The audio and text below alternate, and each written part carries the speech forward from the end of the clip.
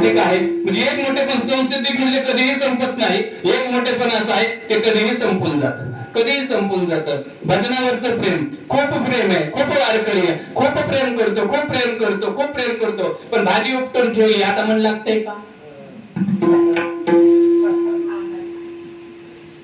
वारकरी आहे,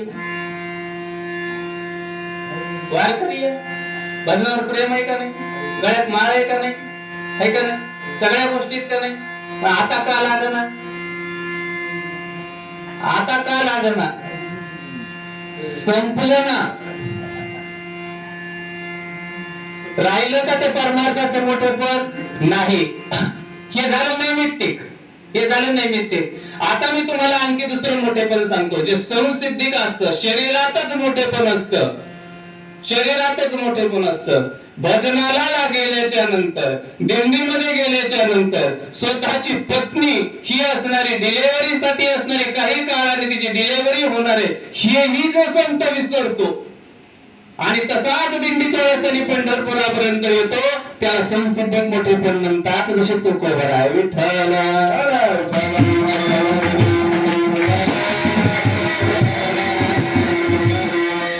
हे संतांचं मोठेपण आहे. तुम्हाला हे कळलं नसलं तर दृष्टांत देऊन सांगतो. असं काय झालंय आता संपतच आलंय म्हणायचं, एवढ्या दृष्टांतावर सांगू चलून देऊ. विठ्ठल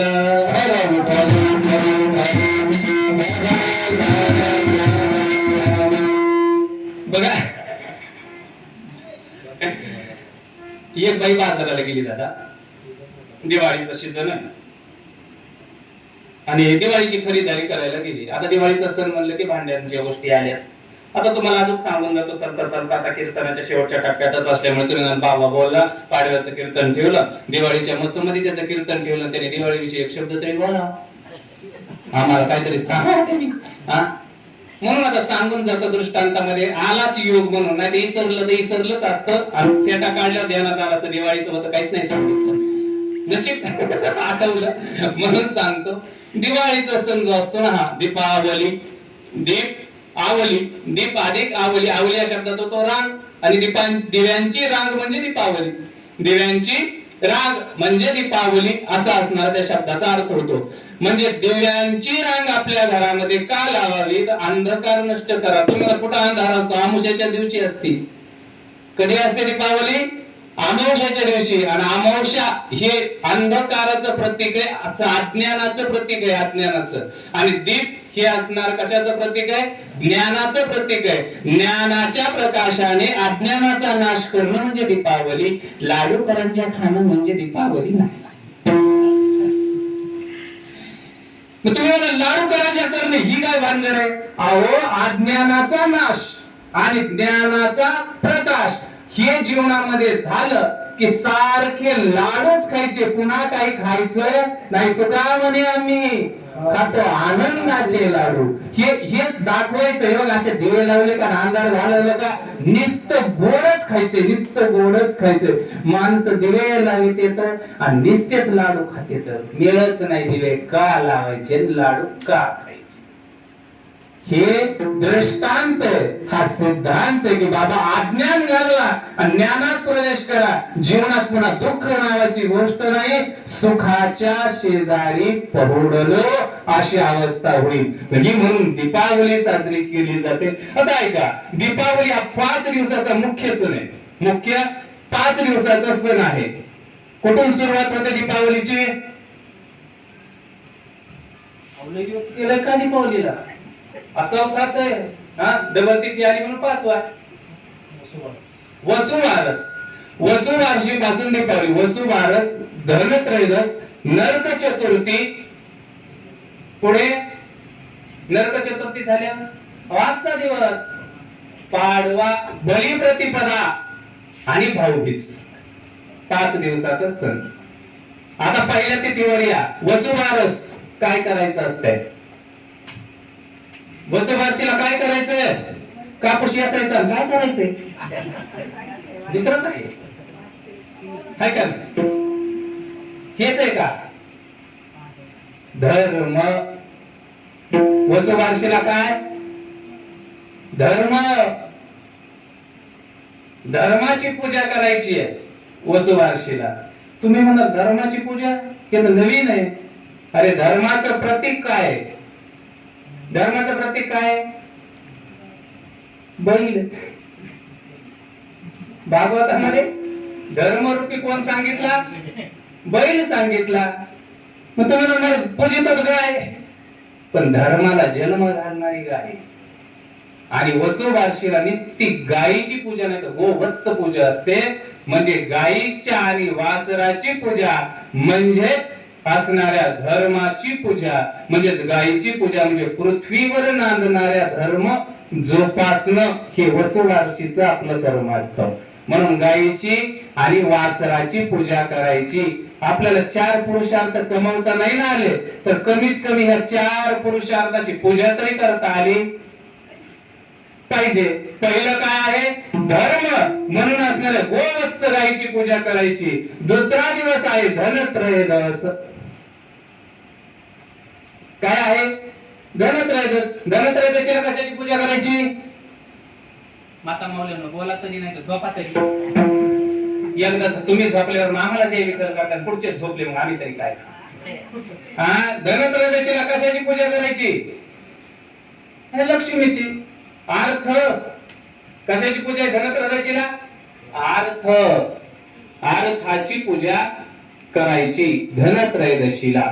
म्हणजे वसुबारस गेली, धनत्रयोदश गेली आणि तिसरा दिवस आला. तो कोणता? तरी किती सांगू आणि माझ्याकडेच आहे हे नादर विठ्ठल.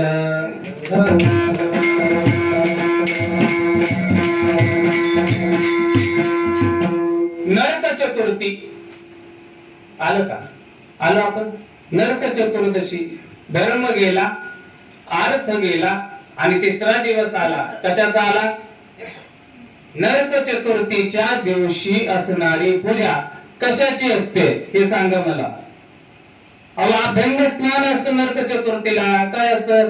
आपण करतो का नाही अभ्यंग स्नान? लिंबोरुईकर माझ्यासहित अभ्यंग स्नान करतो का नाही आपण? आपल्याला फिक्स माहिती नरक चतुर्थीच्या दिवशी सूर्य उदयाच्या अगोदर पहाटे उठून आंघोळ करावी. का? अरे नरकासुराला मारलं. बरं, नरकासुराला मारण्याचं कारण काय? त्याने नागकन्या, ऋषिकन्या, देवकन्या, राजकन्या जी सुंदर मुलगी दिसेल अशा एक एक एक एक असणाऱ्या मुली असणाऱ्या वेचून वेचून वेचून अशा सुंदर अशा मुली साठवल्या आणि एका बंदीखान्यामध्ये जमा केल्या. आणि त्या बंदीखान्यामध्ये असणाऱ्या त्या मुलीला एक वेळ संधी मिळाली आणि त्यांनी भगवान श्रीकृष्णाला पत्र पाठवलं, देवा इथून सोडवा. तेव्हा भगवान श्रीकृष्णाने जाऊन त्या राक्षसाचा वध केला. तो असणारा नरकासुर, त्याचं मूळ नाव भौमासुर, आणि त्याचा असणारा वध केला आणि त्या 16,100 पोरी सोडवल्या. त्याने का साठवल्या होत्या? त्याला भाऊबीज साजरी करायची होती का? असं होतं का? त्याचं असं असं मला बहिणी नाही का मग या सगळ्या जमा करून एकदाच होम करतो, मग कान फुकूनच गुरु बहिणी करतो साऱ्या. असं होतं का? मग काय होतं नेमकं? अरे त्याला आणखी काही मुली आणायच्या होत्या, सोबत लग्न करायचं होतं. एवढ्या जणींसोबत लग्न करायचं म्हणजे काय होतं? काम आहे काम. मग या कामावर विजय जर मिळवायचा असेल तर अभ्यंग स्नान झालं पाहिजे. का? तेच म्हणलं होतं बिचारा, सूर्य उदयाच्या नंतर जे जे लोक स्नान करतील त्यांना माझं जराशी वरदान होती, ती माझी शिष्य होती. तेव्हा देव म्हणला जे जे जाते तिला सूर्य उदयाच्या नंतर स्नान करतील हे झाले तुझे शिष्य, तू त्यांचा गुरु. पण त्याच्या आधी ते म्हणले ते गिराईक मला देऊ नको. मग बरेच असे त्याचे शिष्य महाराज, त्यांना दिवाळी पाडवा ते भाऊबीजेच्या नंतर आंघोळ करते. आपण आंघोळ कापूस आहे महाराज, कुठं आंघोळीच्या लागे लागत.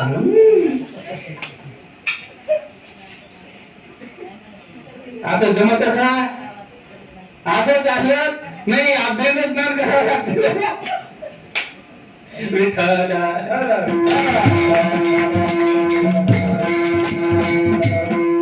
हे बघा, कीर्तन म्हणजे रेडीमेड दुकान ते वर्मीच्या त्याच्या लागत. त्याला महाराज काही करू शकत नाही.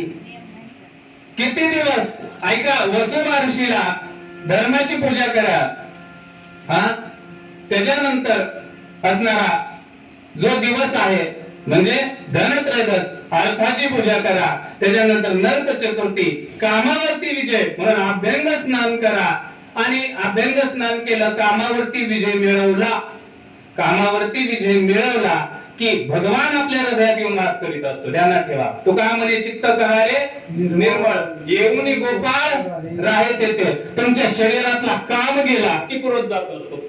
तुम्ही म्हणाल काम गेलं, क्रोध कसा जात असतो? कारण आधी काम येतो मग क्रोध येतो. हे का? तर तुम्हाला कसं माहिती? आम्हाला माहित नाही. भगवंताने अर्जुनाला सांगितलं, ते ज्ञानोबारायांनी आम्हाला सांगितलं. ज्ञानोबारायांनी सांगितलं काम आला की क्रोध येतोच. कामात काम आला की क्रोध आल्याशिवाय राहत नाही, क्रोध आला की लोभ आल्याशिवाय राहत नाही. म्हणजे सगळे विकार कामाच्या बरोबर येतात, म्हणून काम बाहेर घालायचं. तुम्ही म्हणा मला एक एक एक एक घालतो, तसं नको. उतरंडी एक एक उतरीत बसू नको. जी मूळची उतरंडीचं गाड आहे का तेच खाल, आखी उतरण खाली फुटती. नाही तर म्हणले मग एक एक गाड गटी आयुष्य संपून जाईल आणि ते मोजकं खालचं राहिलेलं तसंच राहील. म्हणून खालचं एकदाच गाडगं आणलं की आखी उतरण फुटून जाते. ताण घेऊ नको. मग तुम्ही म्हणाल हे का करायचं? अरे जेव्हा विकार बाहेर पडतात तेव्हा भगवान हृदयात येऊन वास करतो. तुम्ही म्हणाल देव हृदयात वास केल्यावर काय होतं? अरे देव आला की देवाची बायको लांब राहत नाही, ती लगेच पाय चोपायला आतमध्ये येत असते. आणि ती आली की बाया माणसाचं कसं असतं, गडी माणूस आला बसला गेला तर काही नाही, पण बाई माणूस आल्याच्या नंतर तिला निदान तांबर पाणी द्यावं लागतं, कुकाचं बोट लावावं लागतं, नाहीतर मग ती बाई गावभर सांगते. हे स्वभाव आहे, का नाही? स्वभाव आहे. हे आपली स्त्री असो की देवांची स्त्री असो. म्हणून अभ्यंग स्नान झालं, कामावरती विजय मिळवला, भगवंत आला म्हणून लक्ष्मी येणार आहे, म्हणून संध्याकाळी लक्ष्मी पूजन.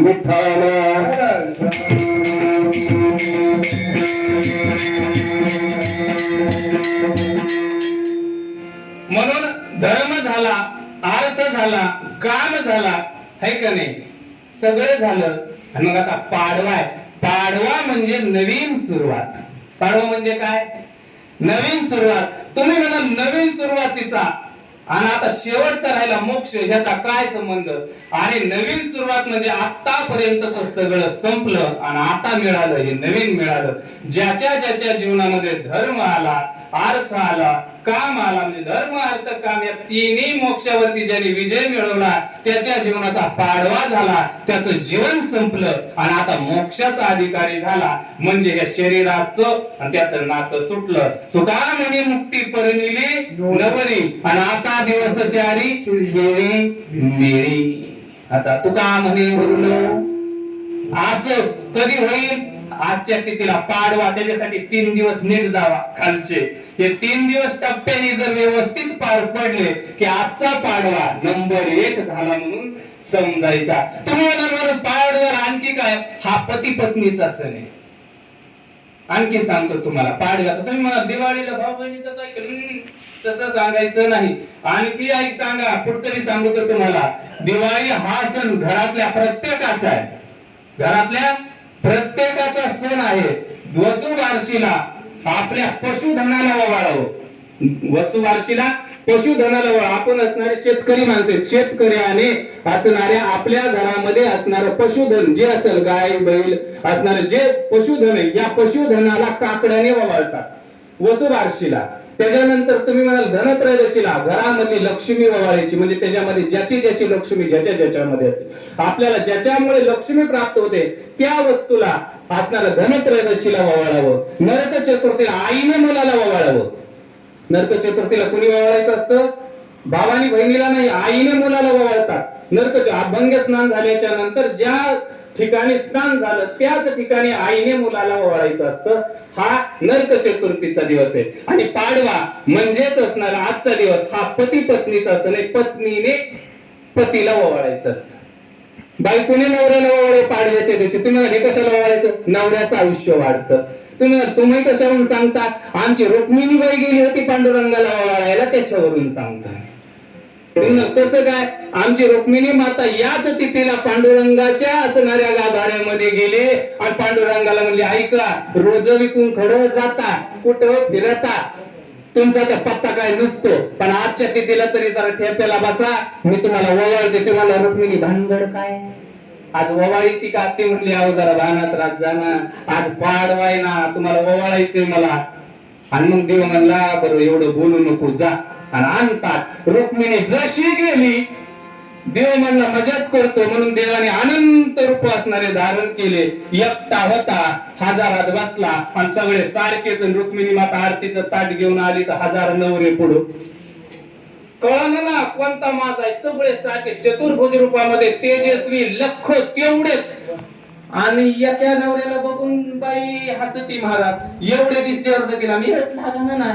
आणि तिने बघितलं महाराज त्या सगळ्यांकडे माझा कुठे, मग ती लाजली. त्याचं वर्णन नामदेव रायाने धरलं महाराज, ते टिपलं. आणि नामदेव महाराजांनी सांगितलं महाराज आमची रुक्मिणी बाई आली आणि माझ्या पांडुरंगाने तिची चेष्टा केली, तर रुक्मिणी माता असणारी काय म्हणाली असं.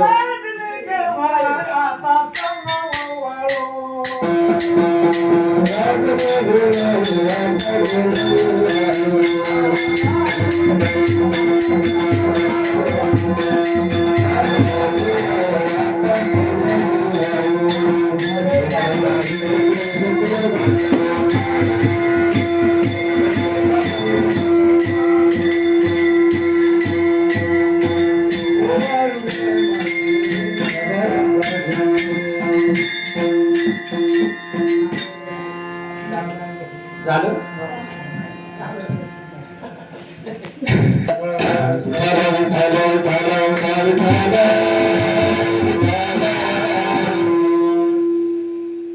हे वर्णन नामदेव महाराजांनी सांगितलं की आमच्या असणाऱ्या रुक्मिणी माता ओवाळायला गेल्या होत्या कधी आजच्या तिथीला. म्हणून आम्हाला माहिती आहे की आजच्या तिथीला बायकोनी नवऱ्याला ओवाळलं पाहिजे, म्हणून याला बलिप्रतिपदा म्हणतात. पाडवा प्लस बलिप्रतिपदा. तुम्ही बलिप्रतिपदा कशाला, मी एका जणाला विचारलं महाराज बलिप्रतिपदा कशाला, ते म्हणले जे जे बळी चढलंय ना त्यांची पूजा असते. नवरे हे बली तर चढलेले मग त्यांची पूजा असते म्हणून बली प्रतिपदा असे एक जणांनी सांगितलं. आणि कीर्तनात सांगितलं विठ्ठल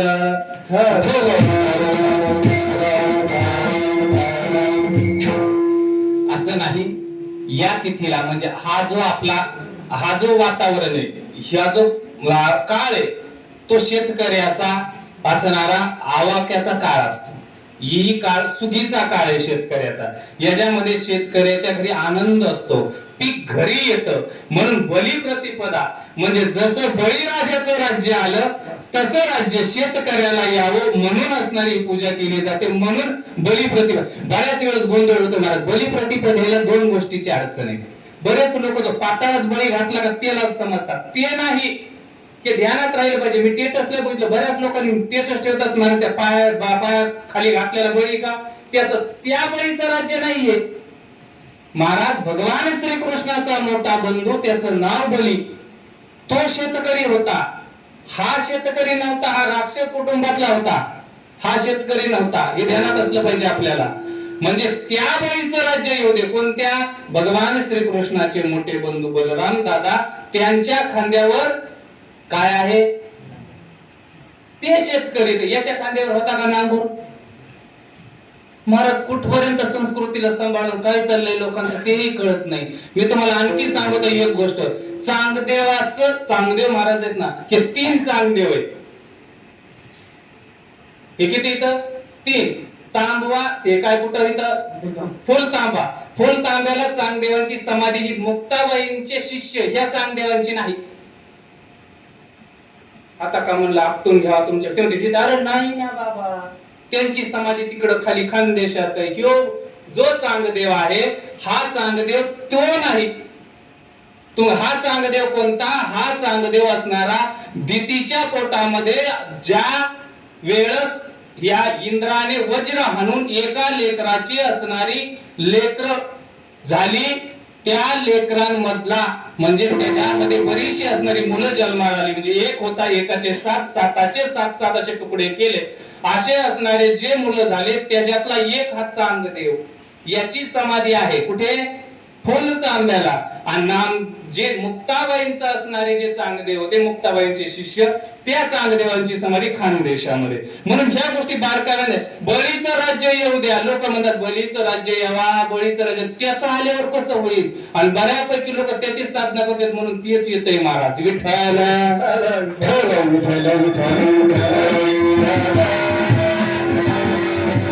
अशी ही बळी प्रतिपदा. त्याच्यानंतर हा दीपावलीचा पाडवा ह्या अंगाने हे साजरं केलं जातं. आणि उद्या म्हणजे भाऊबीज. धर्म आला, अर्थ आला, काम आला, मोक्ष आला की माणसाच्या जीवनामध्ये फक्त भाऊबीजच राहते. काय राहतं? भाऊबीज या शब्दाचा अर्थच काय होतो? काय होतो? भाऊबीज या शब्दाचा याच्यातच एक नातं एवढं पवित्र आहे महाराज, एवढं पवित्र आहे की याच्यामध्ये विकार कुठलाच येत नाही. भाऊबीज या नात्यात कोणताच विकार नाही. बहीण आणि भावाच्या नात्यात कोणताच विकार नाही. एवढं सुंदर आहे आणि एवढं पवित्र नातं आहे. कितीही वाईट माणूस असू द्या, पण त्याच्या असणाऱ्या अंतःकरणामध्ये या नात्यात कधीच विकार झाला येणार नाही. म्हणून ज्याच्या जीवनात 4 पुरुषार्थ आले, त्याच्या शरीरामध्ये हा गुण उतरतो. त्याला अख्खं विश्व हे असणारा आपलं वाटतं. कुणाच्याच विषयी विकार त्याच्या जीवनामध्ये येऊ शकत नाही. विश्वची माझे घर, अशी अवस्था त्या व्यक्तीची येते. म्हणून तुकोबराय सांगतात की असं ज्यांच्या जीवनात आलं तेच पवित्र, तेच सोहळी आणि एक तीच भूमंडळी. तुम्ही सांगितलं तुकोबराय, एवढं सगळं मिळाल्याच्या नंतर ते पवित्र, ते सोहळे आणि एक तेच भूमंडळामध्ये. पण असे गुण येण्यासाठी काय करावं? अभंगाचं दुसरं चरण.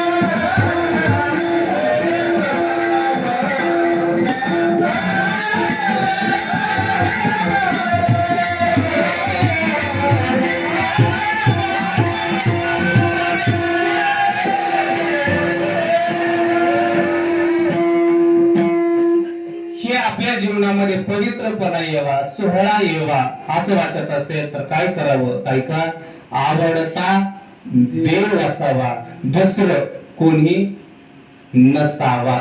आपल्याला दुसरं कोणी आवडू नये. एका भगवंताशिवाय, एका विठ्ठलाशिवाय कोणीही आवडू नये. ज्यांचा आवडता देव, अखंडित प्रेम भाव, तीच पवित्र सोहळी, असं असणार तुकोबराय सांगतात महाराज या अभंगामध्ये. आता आवडता देव कसा, कसं नाही, आता हा सांगायचा टाइम राहिला नाही. दिवसभर कापसे येचलेली माणसं, आणखी उद्या जाऊन याचायची आहेत म्हणून दमलेली माणसं असतात. उद्या बी आणखी असणारे झोपा आल्या तर मला शिव्या देतील लोक. त्याच्यामुळे तुम्हाला मी असणार पवित्र सोहळा सांगितलं. आवडतं सांगण्यासाठी पुन्हा मी येईल. तुम्ही म्हणाल म्हणजे तुला यायचंय का? हो, मला पुन्हा यायचंय आणि पुन्हा आवडता देव सांगायचा आहे. म्हणून पुढचा विषय आपण पुन्हा कधीतरी सांगण्याचा निश्चित प्रयत्न करणार आहोत. म्हणून ज्यांचा आवडता देव अखंडित प्रेम भाव असं ज्यांचं असतं तीच भाग्यवंत असतात, तीच धनवृत्ती असतात. म्हणजे धनानेही परिपूर्ण तीच असतात, भाग्यानेही परिपूर्ण तीच असतात असं तुकोबराय सांगतात. आणि जर समजा एखाद्याला असं वाटलं नाही महाराज तुम्ही काही म्हणा पण संत आम्हाला कळत नाही, आम्ही कळून घेतले तरी आम्हाला ते लवकर मेळ खात नाही, म्हणून आम्ही संतांच्या भानगडीत पडत नाही, आमच्या घरी आले तरी आम्ही चहा पाजीत नाही, त्यांना बसा म्हणत नाहीत, उठा म्हणत नाहीत. का? जर चुकून आमच्याकडून जर काही अवमान झालं तर आम्हाला भीती वाटते बाबा आम्ही त्या संतांच्या नादी लागतच नाही, फक्त आम्ही देवच आमचा मानतो. म्हणून संतांचं सांगू नका. तुकोबराय सांगतात असं करा, तुम्हाला जर नुसतं देवच पाहिजे असेल ना तर संतांची सेवा करा.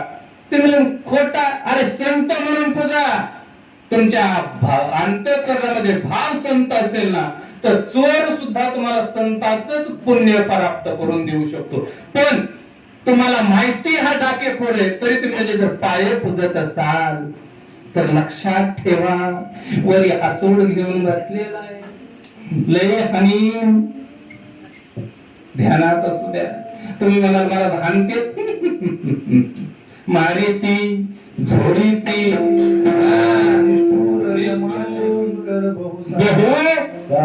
असे उभाच आहेत महाराज, निस्तेवरून ध्यान देऊन टपकळ असे ध्यान आहे महाराज. हे उचल देवा ह्याला बघायचंय जरा, ते म्हणतो थोडं थांब अजून वाढू दे. म्हणून ध्यानात ठेवा, थोडं लक्ष देऊन परमार्थ करा, भगवत चिंतन करा. असुऱ्या बोलण्यासारखं भरपूर आहे, पण काय होतंय बऱ्याच जणांच्या अडचणीत महाराज मी मोकळाच आहे, माझं काही अडचणीत नाही, पण लय अडचणीत महाराज तुम्हाला काय सांगावं. असं आहे महाराज सहन होईना आणि दाखवता येईना असं बऱ्याच जणांचं आहे. त्याच्यामुळं आपण थांबल्याला बरं आहे. असं अरे असू दे किती छान आहे. आणखी आज पर्व काळ आहे महाराज, आज गोवर्धन पूजन आहे. म्हणजे आजच्या तिथीला भगवान श्रीकृष्णाने गोवर्धन धारण केलेला होता, पण पवित्र अशी असणारी हा योग आहे. भगवान श्रीकृष्णाचे आशीर्वाद म्हणून आज सेवा करण्याचा योग आला. झालेली सेवा असणारी विश्वमौली ज्ञानोबारायांच्या जगद्गुरु तुकोबारायांच्या असणाऱ्या चरणी समर्पित करायची. सेवेला असणारी उपस्थित सर्वची सर्व असणारी आपली भजनी मंडळी, त्याच्यानंतर आपले पेटी मास्तर, आपले मृदंगाचार्य असणारे, आपले भजन भीष्म असणारे पांडुरंग देवा साक्षात पांडुरंगाकडूनच आज आले. माझं भाग्य आहे पांडुरंगाकडून पांडुरंग इथे आले, म्हणून देवा सुद्धा या ठिकाणी उपस्थित राहिले आणि सगळी सेवा असणारी करण्याचा योग ज्यांच्यामुळं आला अशा असणाऱ्या आमच्या आई असणाऱ्या हरिभक्तीपराय, आपल्या ताई असणाऱ्या, सहज योग असणारा, सहजासहजी असणारा घडला आणि ताईंमुळेच असणारा मला जे चालू आहे चाललं बी पाहिजे, खरं आहे हे चाललं पाहिजे आणि असं चलतच राहणार आहे. म्हणून सेवेसाठी असणारे आपले इनेकरी, आपले असणारे महाराज, नाना कशाला महाराज झालेत आता, ते त्यांना महाराज म्हणायचं आता. म्हणून एवढी सेवा काय महाराज, हे का नाही. नाना असतील, आपल्या तुळशीवाल्या मावशी असतील, आपल्या अक्का असतील, आपले असणारे शूटिंग वाले असणारे दादा असतील, सर्वजण हे का नाही या ठिकाणी उपस्थित राहिले. म्हणून तुम्हाला सर्वांच्या चरणी असणारी सेवा असणारी समर्पित करायची. एक वेळेस भगवंताचं भजन होईल, नंतर ज्ञानेश्वर माऊली होईल, नंतर विठोबा होईल.